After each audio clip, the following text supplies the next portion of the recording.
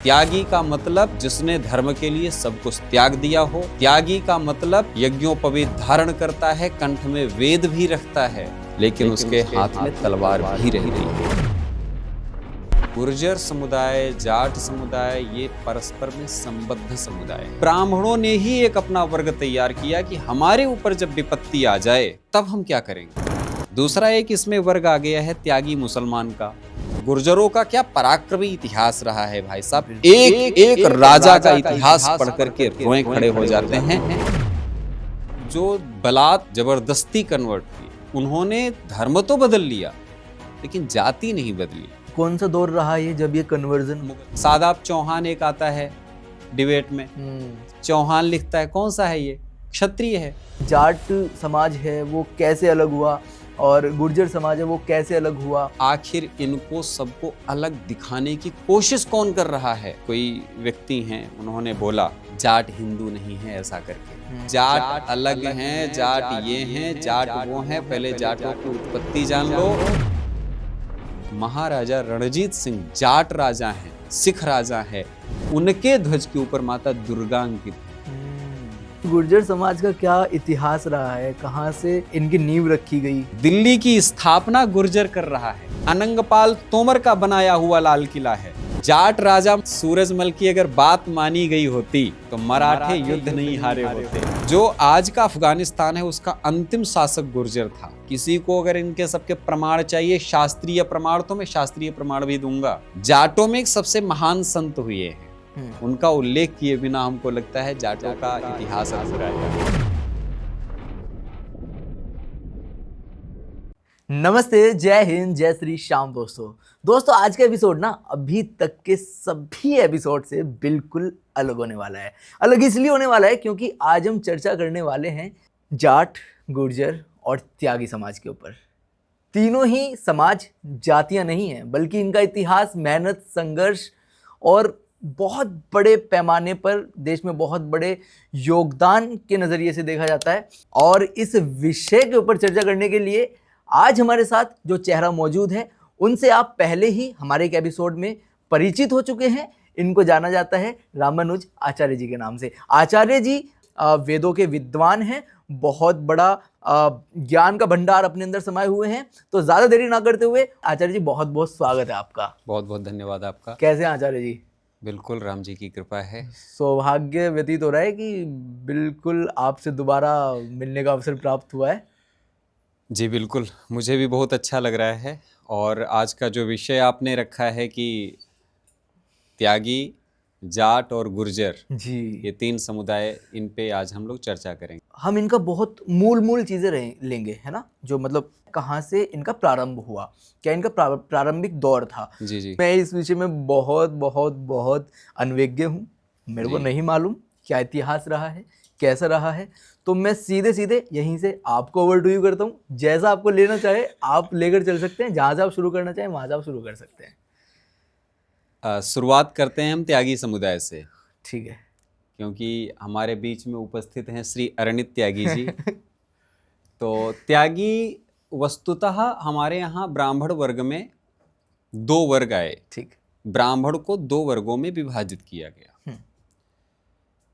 एक वर्ग है याचक वर्ग और दूसरा है अयाचक वर्ग। याचक वर्ग का मतलब है जो भिक्षाटन कर सकता था, जो भिक्षा ले सकता था, दक्षिणा ले सकता था, दान ले सकता था, वो याचक वर्ग था। दूसरा अयाचक वर्ग वो था जो वर्ग दान नहीं लेता था, दान नहीं लेता है, दक्षिणा नहीं लेता है, याचना नहीं करता है।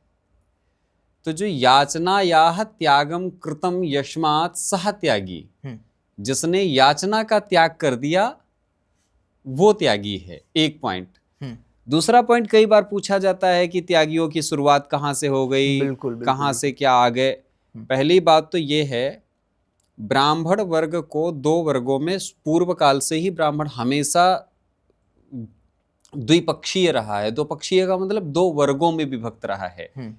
एक वो वर्ग जो योद्धा था, जो हथियार उठाता था, जो तलवारें चलाता था, क्षत्रिय। और क्षत्रिय नहीं, क्षत्रिय ना होने के बावजूद ब्राह्मण थे, इसके बावजूद वो क्रियाकलाप करते थे। उदाहरण के लिए परशुराम जी, हाँ। इसके पहले हमारे सप्तऋषि हुए हैं, सप्तऋषियों ने भी युद्ध किए हैं, सप्तऋषियों ने भी तलवारें उठाई हैं, सप्तऋषियों ने भी धर्म संघर्ष किया है। और इसके बाद आइए द्रोणाचार्य, आचार्य द्रोण ने तो इतना भीषण महाभारत युद्ध उसमें लड़े और न जाने कितने कौरवों पांडवों सबको शिक्षा दी, सबके आचार्य थे। तो आचार्य द्रोण सर्वेषां शिक्षकः आसीत्, सबके शिक्षक थे। उन्होंने ज्ञान किसका दिया? वेद शास्त्रों के ज्ञान के साथ साथ शस्त्र और शस्त्र संचालन का ज्ञान दिया। तो त्यागी समाज हुआ क्या? बहुत हकीकत ये है कि त्यागी समाज वो समाज है जब ब्राह्मणों के सामने एक विपन्न अवस्था आई। एक समय ऐसा आया जब हमारे क्षत्रिय राजघराने टूटने लगे, धर्म विद्रोह शुरू हो गए देश में, चारों तरफ से विदेशी आक्रमण शुरू हो गए और भी परिस्थितियां विपत्तिजनक होती चली गईं। उस समय त्यागी समुदाय ने सबसे आगे बढ़ करके उसने कहा कि हम अपनी वैदिक परंपरा को समाप्त नहीं होने देंगे, अपनी वैदिक धर्म संस्कृति और संस्कारों को समाप्त नहीं होने देंगे, हम अपने आचार्यों का भरण पोषण स्वयं कर लेंगे। तो ब्राह्मणों में ही एक बड़ा धड़ा खड़ा हुआ जिसने इस प्रक्रिया का पालन किया। ठीक है। और उसने संघर्ष पूर्वक लड़ाइयां भी लड़ी। और एक वर्ग था जिस, आप समझिए, एक समय ऐसा था जब हमारे आचार्य शास्त्रों का चिंतन मनन निधिध्यासन करके शास्त्र प्रणयन कर रहे थे। कौन था जो उनका भरण पोषण कर रहा था? तो उस समय तो कई राजवंश टूट गए थे। बिल्कुल। इसके बावजूद वो जीवन पद्धति चला रहे थे, जी रहे थे। उदाहरण के लिए आप चले जाइए बिहार में। बिहार के बहुत बड़े बड़े आचार्य मुगल पीरियड में, मुगल काल में भी बहुत अच्छे अच्छे ग्रंथ लिखे हैं। तो पूछा गया कैसे कर पाए? आपके पास कोई तो संरक्षण नहीं था, हमारे राजघराने समाप्त कर दिए गए थे, वो बेचारे या तो संघर्ष में लगे थे, उनके पास ये समय नहीं था इस कार्य को करने का, तो कैसे कर पा रहे थे? तो वहाँ का एक समुदाय है भूमिहार समुदाय, ब्राह्मण समुदाय है।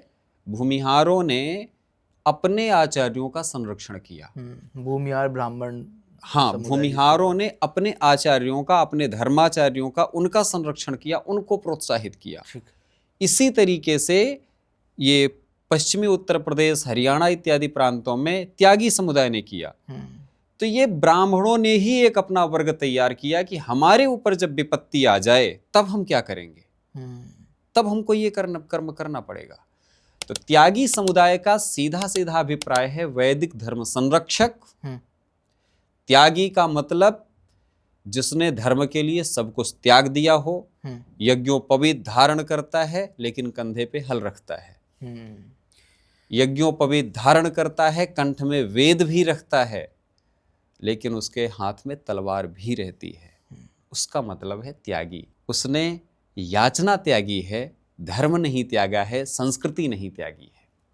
दूसरा एक इसमें वर्ग आ गया है त्यागी मुसलमान का। हाँ, तो अब ये आज के दौर में भी बहुत ज्यादा प्रचलित है ये। हाँ, ये जो एक वर्ग है ना, ये बहुत ज्यादा देखने और सुनने के लिए भी मिल रहा है। मामला ये था जब औरंगजेब के आक्रमण हुए हमारे देश में, तो आप समझते हैं कि दिल्ली केंद्र था और उसके आक्रमण के बाद सबसे ज्यादा जो संघर्ष किससे हुआ, उसका त्यागियों से हुआ। बिल्कुल। क्योंकि त्यागी समुदाय सबसे संपन्न वर्ग था, उसी के पास जमीनें थी, उसी के पास संघर्ष करने की सामर्थ्य थी। हाँ। तो सबसे पहले औरंगजेब ने अटैक किया उन्हीं के ऊपर। हाँ। तो जो समुदाय संघर्ष में पराजित हुआ, परास्त हुआ, जो भी हुआ, आप सब विपत्तियां समझते हैं, उनका फोर्सफुली कन्वर्जन कराया गया। तो वो जो बलात् कन्वर्ट हुए, जबरदस्ती कन्वर्ट हुए, वो उन्होंने धर्म तो बदल लिया लेकिन जाति नहीं बदली। वो आज भी इसलिए अपने नाम के आगे त्यागी लिखते हैं। तो भगवान से प्रार्थना यही है कि हमारी जो परंपरा है, अगर उनको जाति गौरव है, ऐसे बंधुओं को, वो हमारे घर के भाई बंधु हैं, बिल्कुल, उनको जाति गौरव है, तो बस जाति गौरव के पीछे एक और गौरव जोड़ लें, वेदों को कंठ में धारण करें। हाँ। मस्तक पर तिलक धारण करें, कंधे पर जनेऊ धारण करें। आपकी अपनी परंपरा, ये आपकी दौर कब, कौन सा दौर रहा ये जब ये कन्वर्जन हुआ? मुगल पीरियड था। मुगल औरंगजेब के समय से ही ये कन्वर्जन शुरू हो गया था। हम्म, और अलाउद्दीन ने भी बहुत ज़्यादा आक्रमण किए, बहुत ज़्यादा सताया। तो एक लंबा इतिहास है जो मुगल पीरियड में जो बहुत कन्वर्जन का सबसे बड़ा काल वही रहा है, जबरदस्ती कन्वर्जन कराना। तो वो समय था। तो ये हर जाति में हुआ, ये सिर्फ त्यागी में नहीं हुआ, हर किसी का हुआ, राजपूतों का क्योंकि हुआ। चौधरी भी लगाते हैं बहुत से हाँ, लोग। और आप गुजरात में चले जाइए, गुजरात के बड़े नेता हुए अहमद पटेल। पटेल कौन? पटेल कौन सा टाइटल है? किस मुसलमान जाति का टाइटल है पटेल? तो ये गुजरात का कुर्मी समुदाय है पटेल, उनका कन्वर्जन हुआ तो पटेल नाम के आगे लिख रहे हैं। सादाब चौहान एक आता है डिबेट में, चौहान लिखता है, कौन सा है ये? क्षत्रिय है। अब इनको चाहिए सबको जो भी वहां हैं अपने नाम के आगे। अभी एक जौनपुर में एक वर्ग आया ब्राह्मणों का, वो चतुर्वेदी, दुबे, तिवारी लिखना शुरू किए हैं। आपको अगर जाति का गौरव है तो आप अपने पूर्वजों का भी गौरव करो, नहीं तो जाति का गौरव क्या बचा फिर? अब पूर्वजों का गौरव क्या है? पूर्वजों का गौरव है सप्तऋषियों पर गौरव, पूर्वजों का गौरव है परशुराम पर गौरव, पूर्वजों का गौरव है अपनी ऋषि परंपरा का गौरव। अगर तुम अपनी ऋषि परंपरा को नकार रहे हो तो तुम्हारा टाइटल लगाने से जातीय सम्मान नहीं बचने वाला है। आपको करना क्या पड़ेगा? आप अपने कंठ में वेद धारण करें, ललाट पर तिलक धारण करें, कंधे पर जनेऊ धारण करें, तब आप वास्तविक चतुर्वेदी, त्रिवेदी, त्यागी और भूमिहार कहलाने के लायक हैं। ब्राह्मण समाज का भी आपने बताया, त्यागी समाज का आपने बताया। आते तो ये सभी हिंदू समाज में है, हाँ, है ना? लेकिन हिंदू धर्म में भी जैसे जाट समाज है वो कैसे अलग हुआ, और गुर्जर समाज है वो कैसे अलग हुआ? पहली बात तो कोई अलग नहीं है, सब एक हैं, ठीक, सब समन्वित हैं, सब संबद्ध हैं। हमारे यहाँ एक बात कही जाती है, जिस व्यक्ति के मुंह पे राम राम है वो सब भाई हैं। जिस व्यक्ति के मुंह पे राम राम, अभी जाटों में सबसे ज्यादा जिस वाक्य का प्रयोग होता है वो राम राम का है। गुर्जरों में किसका सबसे ज्यादा प्रयोग होता है? राम राम का है। जाट समुदाय के सबसे बड़े सम्राट, राजा, पराक्रमी योद्धा अगर हुए हैं तो महाराजा सूरजमल हुए हैं। बिल्कुल एग्जैक्ट। राजा नाहर सिंह हुए हैं। थोड़ा सा समझना पड़ेगा महाराजा सूरजमल हैं कौन। महाराजा सूरजमल भारत की जागृति का नाम है, चेतना का नाम है, प्रेरणा का नाम है सूरजमल। सूरजमल हिंदू समुदाय का सूर्य है। सूरजमल के ध्वज पर हनुमान जी अंकित हैं। सूरजमल के आदर्श या जो रहे हैं वो हमारे लक्ष्मण जी रहे हैं, इसलिए उनके यहाँ ध्वज पर और प्रतीक चिन्ह पर भी लिखा रहता है श्री लक्ष्मण जी सदा सहाय। तो आप कल्पना करो, जो जाट समुदाय लक्ष्मण को अपना आदर्श मानता हो, हनुमान जी को पूज्य मानता हो और कृष्ण जी को आराध्य मानता हो, वो समुदाय हिंदू समुदाय का गौरव समुदाय है। तो महाराजा सूरजमल समग्र हिंदू समुदाय के गौरव समुदाय हैं। वो सिर्फ जाटों के हिंदू गौरव समुदाय, गौरव स्वरूप नहीं है, वो हम सबके आदर्श हैं, पूज्य हैं, प्रणम्य हैं, वंदनीय हैं। एक बात। दूसरी बात, कई बार अभी बीच में चर्चा चली, जाट एक कोई व्यक्ति हैं, उन्होंने बोला जाट हिंदू नहीं है ऐसा करके, और जाटों को अलग अलग तरीके से मंदिर नहीं जाना चाहिए, जाटों को खाटू श्याम नहीं जाना चाहिए, जाटों को वृंदावन नहीं जाना चाहिए, ऐसे ऐसी बातें उन्होंने महाशय ने कही। अब इस पे हम डिस्कस करते हैं थोड़ी सी। भाई साहब, किसको रोक रहे हो वृंदावन जाने से?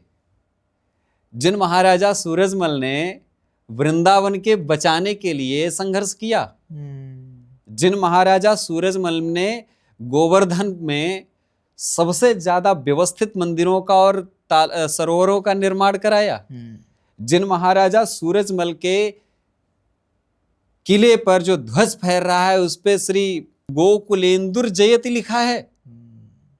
गोकुलेंदु का मतलब क्या है? गोकुल के इंदु, चंद्र, भगवान कृष्ण की जय हो। बिल्कुल आप उनको कह रहे हो मंदिर मत जाओ।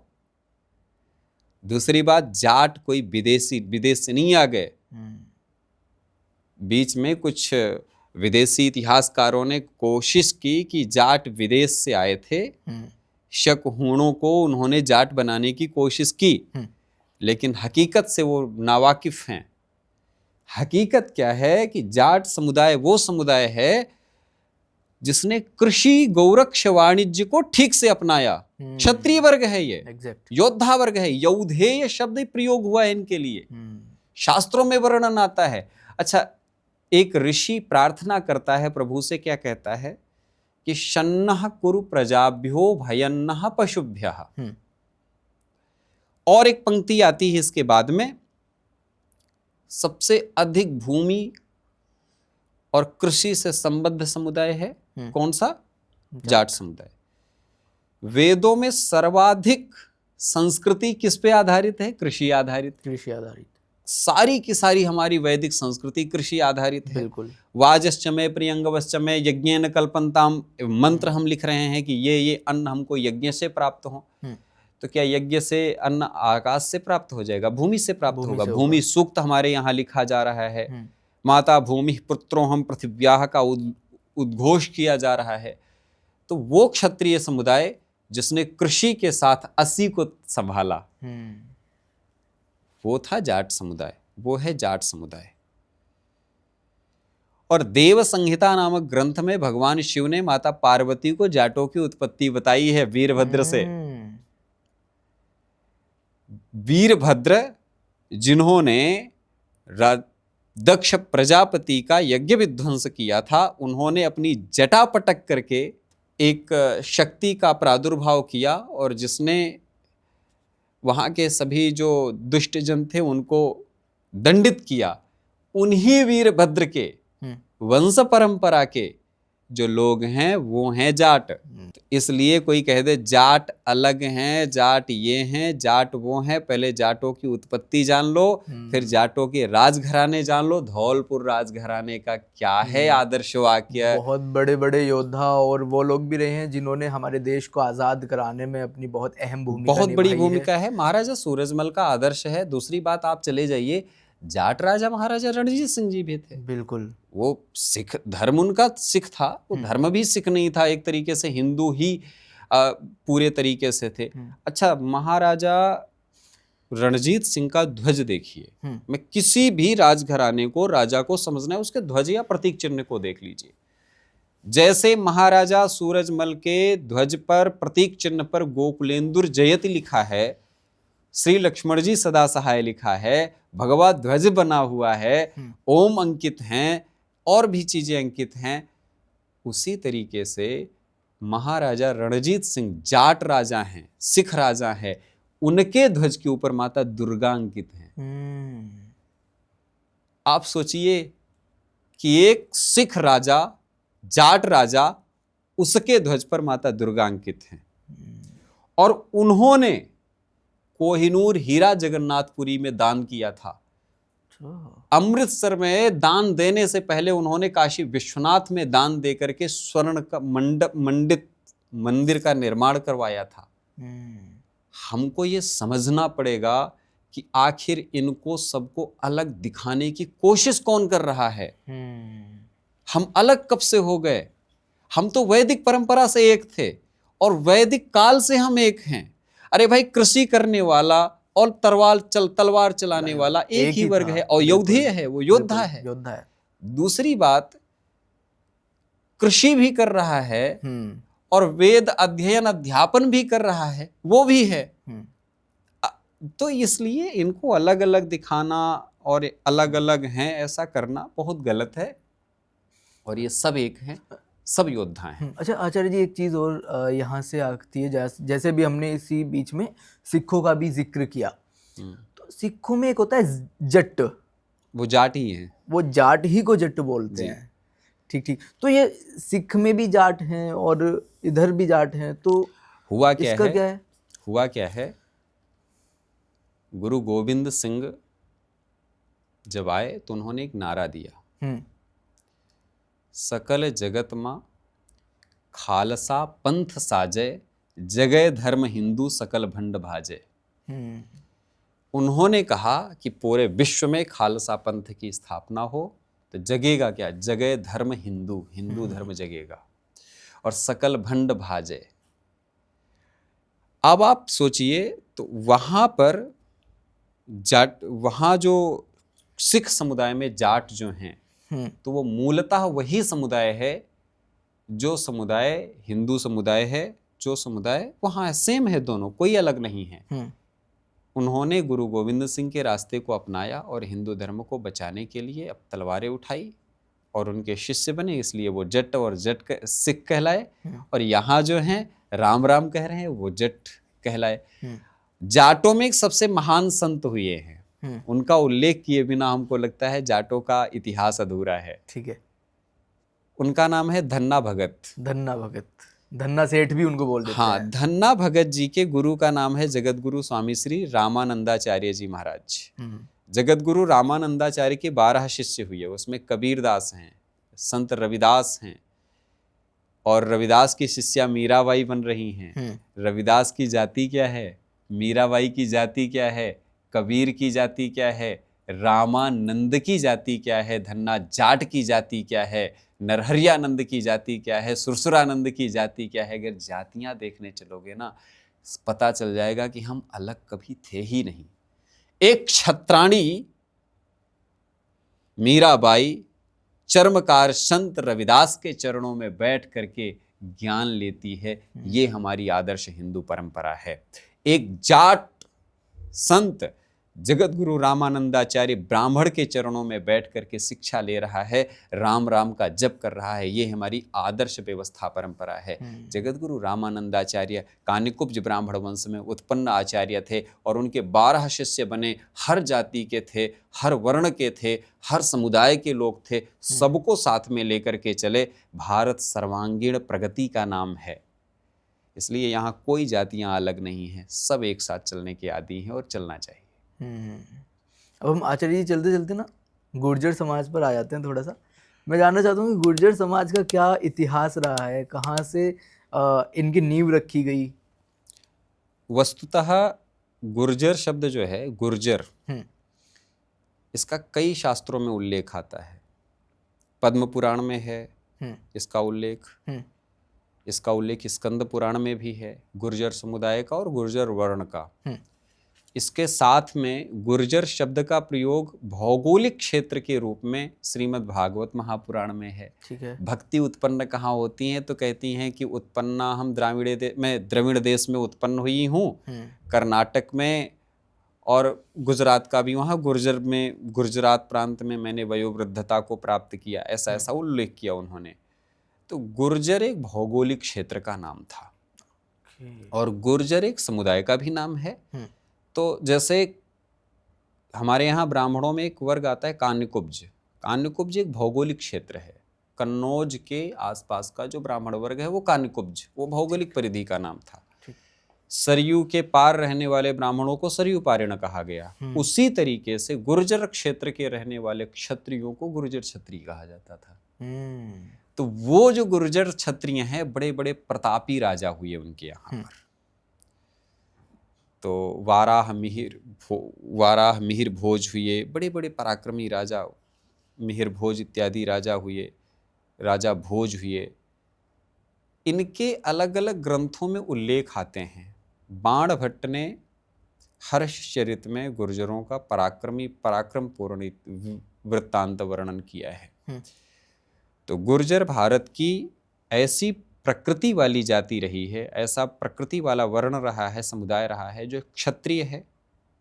गुर्जर क्षत्रिय है, गुर्जर योद्धा है, गुर्जर पराक्रमी है, गुर्जर शक्तिशाली है, इसके साथ साथ गुर्जर धर्म का संरक्षक है।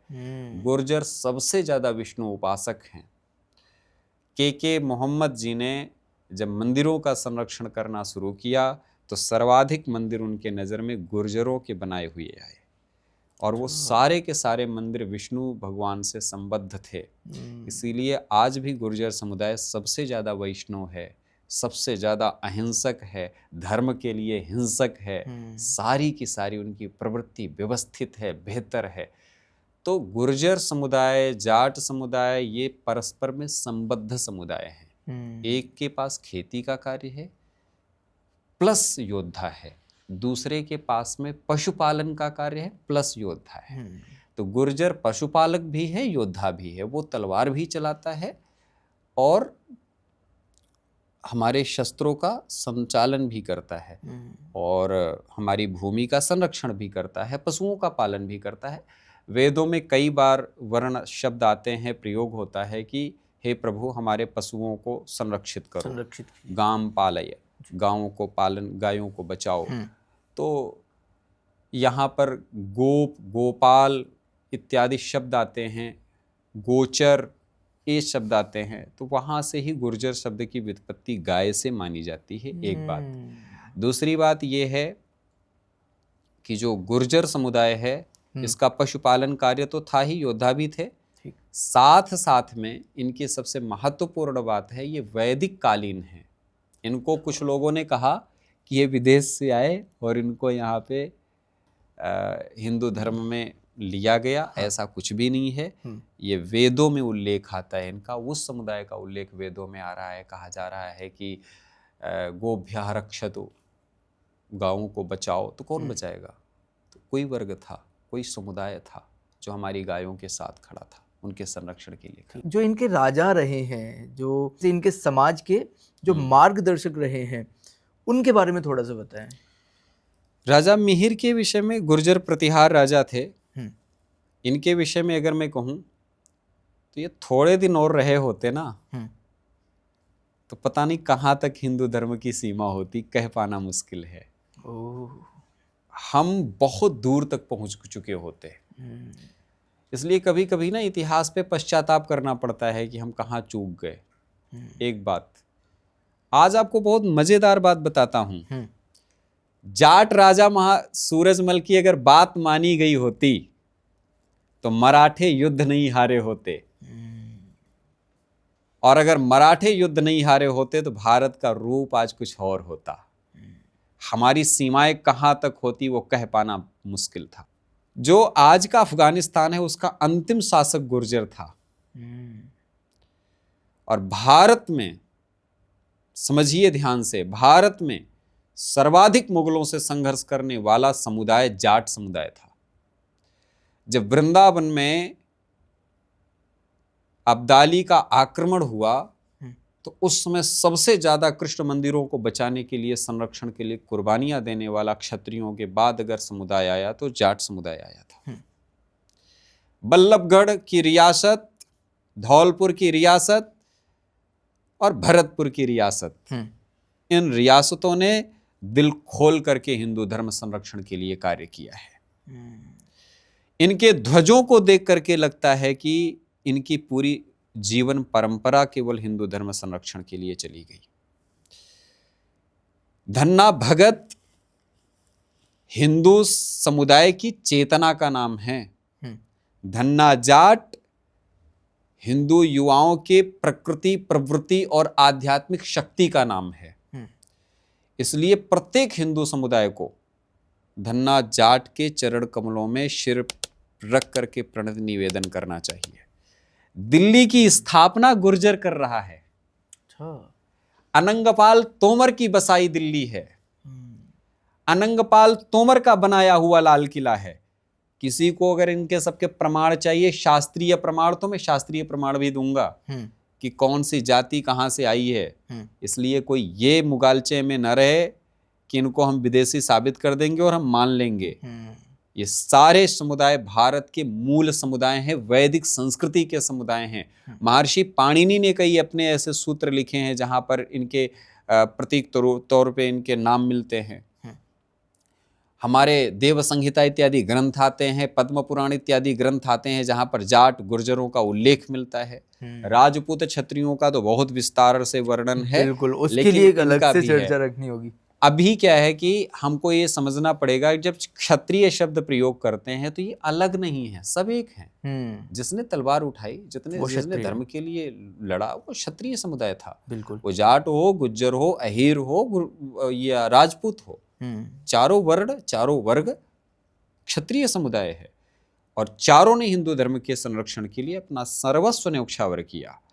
तो जो राजघराने या जो परंपराएं, जो लोग हम लोगों को बचा के रखे हैं, जिनके बदौलत हम बचे हैं, वो ईश्वर तो नहीं है लेकिन प्रणम्य हैं, उनको प्रणाम किया जाना चाहिए। तो इतना ही कहना है कि भाई हम नौजवानों को, आज अभी गुर्जर महोत्सव भी चल रहा है, बिल्कुल, अभी जाट महोत्सव भी आएगा। आज के समग्र नौजवानों को, चाहे जाट युवा हो, चाहे गुर्जर युवा हो, चाहे त्यागी युवा हो, इनको हिंदू धर्म का इतिहास तो पता ही होना चाहिए, भारत का इतिहास तो पता ही होना चाहिए, साथ में अपने पूर्वजों का इतिहास भी पता होना चाहिए। बिल्कुल। जब मराठे अफगानों से लड़ रहे थे, ध्यान से समझिए, जब मराठे अफगानों से लड़ रहे थे तो मराठों को सबसे बड़ा संबल देने के लिए जाट खड़े हुए थे। मराठे हारे, मराठे अपने अहंकार के कारण हारे, क्योंकि उनको लगा कि हम साथ नहीं लेंगे इनका। और हारने के बावजूद महाराजा सूरजमल के महल ने अपने द्वार खोल दिए इनके लिए और अपने यहां आमंत्रित किया। उनकी रानियां, उनकी स्त्रियां, उनका संरक्षण जाट राजघरानों ने किया था। और आज भी महाराजा सूरजमल की स्मृति में बनाई छतरियां गोवर्धन में और वृंदावन में देखी जा सकती हैं। इसलिए जो लोग अंधकार में जी रहे हैं कि जाटों का ब्रज संस्कृति से, जाटों का हिंदू संस्कृति से, जाटों का श्याम संस्कृति से, जाटों का राजस्थानी संस्कृति से क्या सामंजस्य है, तो उनके ध्वज को देखो, गोकुलेंदुर जयति को पढ़ो। इससे प्रतीत होता है जाट हमारी वैदिक परंपरा के सबसे प्रकांड प्रखर व्यक्तित्व हैं। हाँ आचार्य जी, ये चर्चा बहुत लंबी हो सकती है, बहुत संक्षेप में जा सकती है, क्योंकि जिस विषय पर हम चर्चा करने जा रहे हैं ना, ये इसकी कोई सीमा नहीं है। बिल्कुल, इसके इतिहास की कोई सीमा नहीं है, इनके योद्धाओं की कोई सीमा नहीं है।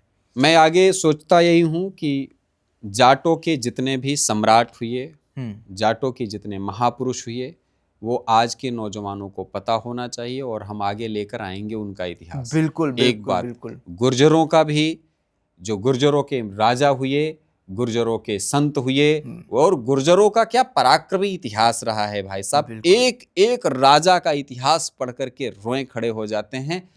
इन समस्त इतिहास को नौजवानों के सामने प्रस्तुत किया जाना चाहिए, कोशिश करेंगे कि हम लाएंगे।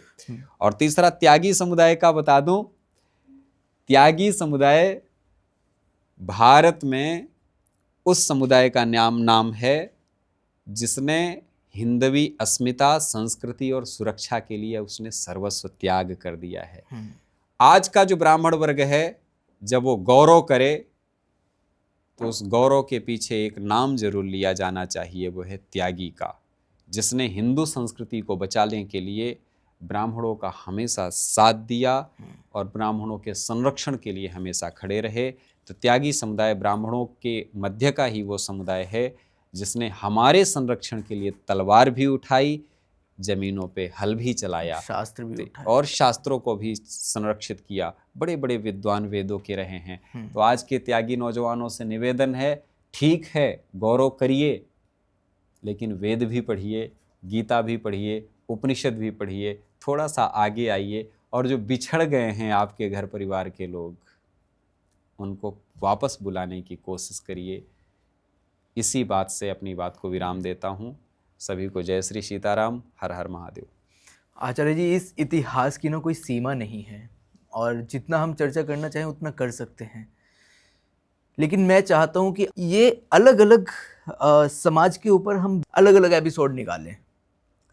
लेकिन वो एपिसोड तब निकल सकते हैं अगर आप लोगों ने इस चर्चा को ज़्यादा से ज़्यादा प्यार दिया होगा, क्योंकि वो प्यार, वो लाइक, वो शेयर, वो कमेंट केवल और केवल उस वीडियो के ही नहीं होंगे, वो ये दर्शाएंगे कि आप इस विषय के ऊपर कितना जानने के लिए इच्छुक हैं, हम कितनी चर्चा इस विषय के ऊपर कर सकते हैं। क्योंकि आज के दौर में जाति धर्म की ही सबसे ज़्यादा लड़ाई है। हम देख सकते हैं कि हम आपस में ही एक दूसरे के सामने खड़े हो जाते हैं किसी भी मुद्दे को लेकर, किसी भी टॉपिक को लेकर के, तो कोशिश है कि उस चीज़ को, उस दरार को, उस दीवार को ख़त्म किया जाए और हम सभी मिलकर फिर से एकजुट हो जाएं और अपने धर्म को, अपने समाज को आगे लेकर चलने का कार्य हम करें। तो अगर आपने ये वीडियो यहाँ तक देखी है तो आपका बहुत बहुत शुक्रिया। इस वीडियो को ज़्यादा से ज़्यादा शेयर करें, ज़्यादा से ज़्यादा लोगों तक पहुँचाएं, ताकि हमारे धर्म, हमारे समाज का प्रचार प्रसार यूं ही जोरों शोरों से होता रहे और हम आपके लिए यूं ही इसी प्रकार की और भी वीडियोस बनाते रहें। बहुत बहुत शुक्रिया, बहुत बहुत धन्यवाद।